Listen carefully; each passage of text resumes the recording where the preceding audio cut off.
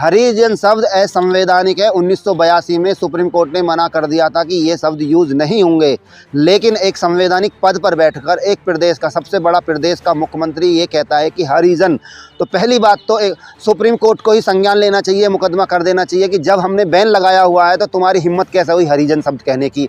दूसरी बात, हरिजन शब्द की मैं आपको व्याख्या कर रहा हूँ कि हरिजन होते कौन थे, और सबसे ज़्यादा अगर दलितों का नुकसान किया है इस देश के अंदर तो महात्मा गांधी ने किया है। दलितों को बहुत सारे और अधिकार मिल जाते जिन्हों को गांधी जी ने ख़त्म किया था।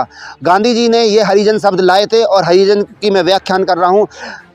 इस देश के अंदर एक सती प्रथा होती है, देवदासी प्रथा।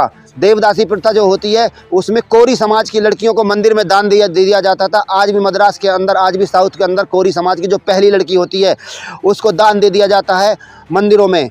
आप देखेंगे मथुरा के अंदर, काशी के अंदर सफ़ेद वस्त्र पहन के औरतें घूमती रहती हैं, वो ज़्यादातर देवदासी होती हैं।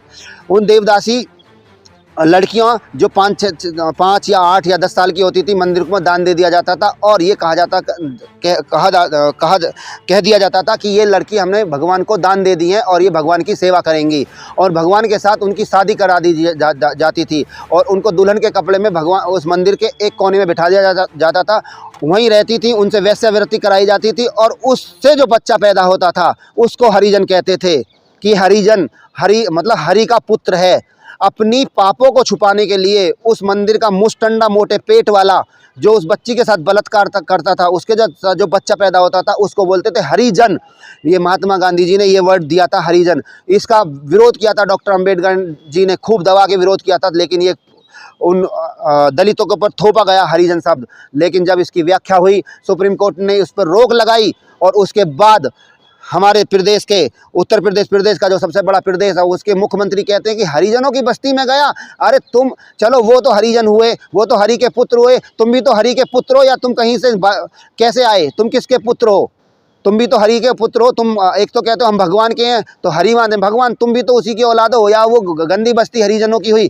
तो उनका आप कहने का मतलब समझिए, उन्होंने कोई काम नहीं किया। वो कह रहे कि हम हरिजनों की बस्ती में गए, हमने सफाई देखी, मतलब तुमने कुछ किया ही नहीं। अरे हरिजन की बस्ती में गए थे तो उनके जाके मोहल्ले में स्कूल बनवाते, अस्पताल बनवाते, तुम वहाँ जाके तुमने ऐसा तो कुछ नहीं कहा। तुम कह रहे हमने तेल दिया। अबे तेल से क्या होगा? उनको शिक्षा दे के आते, उनके लिए स्कूल का घोषणा करते कि हम तुम्हारे लिए इंग्लिश मीडियम स्कूल खोलेंगे।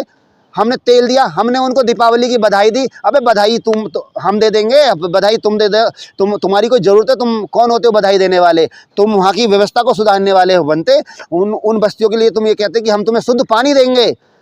ये तेल दे रहे हैं, दीपावली की कामनाएं दे रहे हैं, वो टाइम व्यतीत कर रहे हैं। अबे तुम्हारे इससे होगा क्या? तुम हरिजनों की बस्ती में गए, हरिजनों की उद्धार के लिए क्या करके आए? ये तो उन्होंने एक बार भी नहीं बोला। हरिजन शब्द जो है ना, इस देश की माँ बहन की जो गाली होती है उससे भी गंदा है।